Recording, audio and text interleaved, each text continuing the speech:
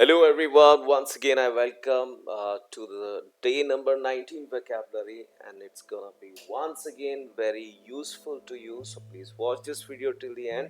Hey guys, and if you love my work, please like this video and please subscribe my channel. So okay guys, let's get started. Okay, the first word here, that is the loquacity, बातूनीपन, गप्पेबाजी. This is the Hindi of that. And loquacious, बातूनी या गप्पे, this is adjective और ये noun है यहाँ पर.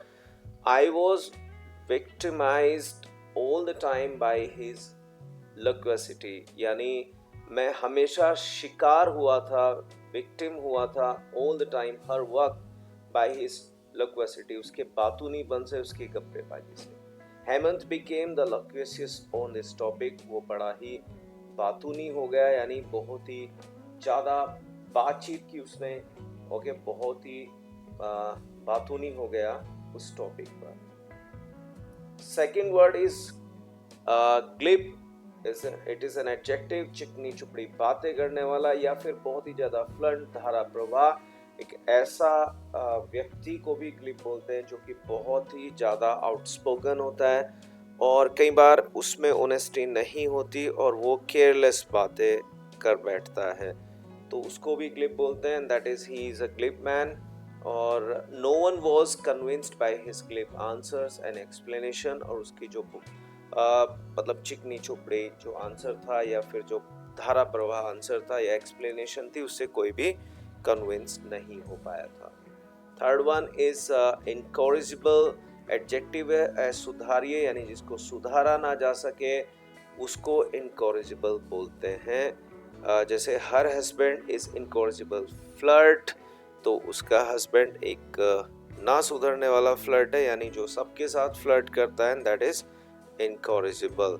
तो ये भी बहुत इम्पोर्टेंट वर्ड है, इसको यूज़ करना और हमेशा अपने डिक्शनरी में रखना. आई मीन दैट अपनी नोटबुक में इसको हमेशा रखना, so that you can use it जब भी आपको इसकी ज़रूरत हो.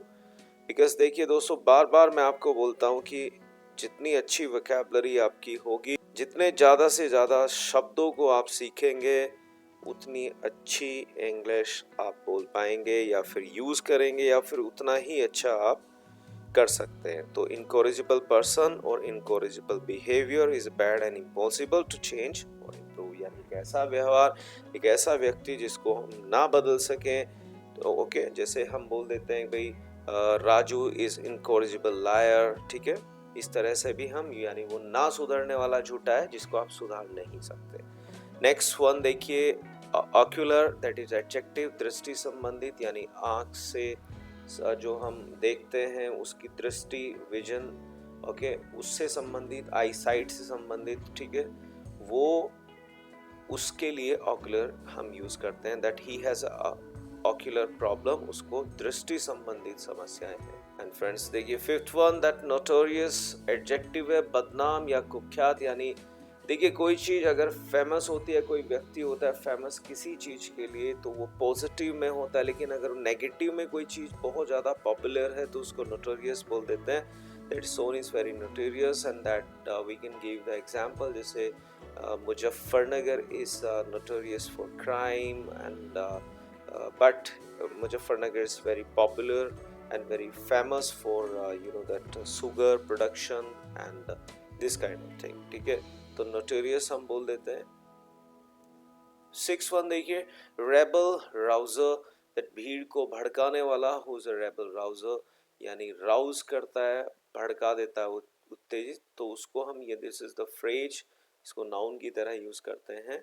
And 7th one is perpetrator, that is नेटजेक्ट, ये नाउन है आपका, sorry, this is noun, and इसका मतलब होता है अपराध करता, यानी जो अपराध क्राइम को करता है उसको हम परपेट्यूरेटर बोलते हैं. जैसे the perpetrator of this crime must be arrested, वो गिरफ्तार होना चाहिए, अपराध करता है, इस जो जिसने गुनाह किया है, जो क्राइम किया है, वो अरेस्ट होना चाहिए.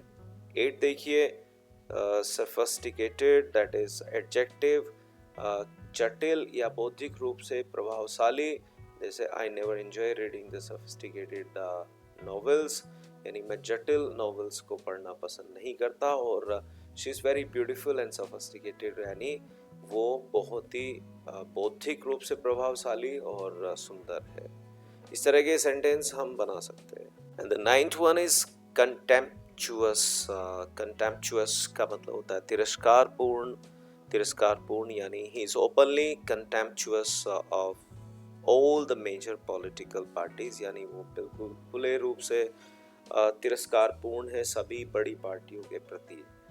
And tenth one is affluence, यानी नाउन है संपन्नता या समृद्धि। there is a lot of influence in Noida because of there are so many reputed and renowned companies here, क्योंकि यहाँ पर बहुत ही प्रसिद्ध और रेप्यूटेड कंपनीज हैं, इसीलिए नोएडा मतलब बहुत समृद्धि है, नोएडा में संपन्नता है। तो दोस्तों ये थे 10 वर्ड, आशा करता हूँ कि आपको समझ में आए होंगे। अगर आए हैं तो प्लीज़ इनको यूज़ कीजिएगा। और जैसा मैंने पीछे भी बताया था आपको कि जो भी वर्ड आप सीखते हैं, जो फ्रेजेस आप वीडियोस में सीखते हैं, उनको प्लीज़ सेंटेंसेस में यूज़ करें और उसका एक होमवर्क करें और कंप्लीट करें, एक वर्कशीट उसमें बनाएं और उसको शेयर करें। या तो मेरे नंबर पर जो डिस्क्रिप्शन में मैं देता हूँ आपको नंबर, उस पर भेज सकते हैं आप अपने होमवर्क को, या फिर अपने कमेंट सेक्शन में भी आप वहाँ पर डाल सकते हैं अपने सेंटेंस को, एंड आई विल चेक। अगर आप मुझे लगता है कहीं पर if I find you somewhere that you are committing mistakes, तो मैं उसको करेक्ट करूँगा और आपको सलाह दूंगा और समझाऊंगा। तो अभी तक के लिए इतना ही। अपना ख्याल रखिएगा। Thank you so much.